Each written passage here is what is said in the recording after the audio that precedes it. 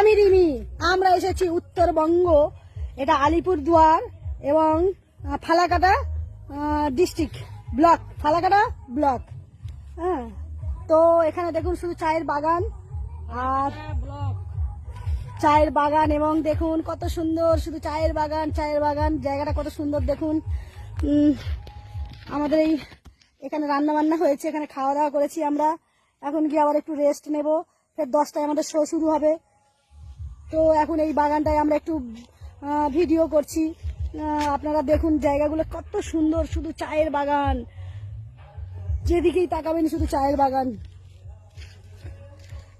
এত সুন্দর জায়গা। জানি না কোনোদিন আসতে পারবো কিনা, এই প্রোগ্রামের জন্যই আমরা আজ আসতে পেরেছি। হয়তো পয়সা খরচা করেও আমরা এরকম ভেতরে পরিবেশে ঢুকতে পারতাম না, তাই না?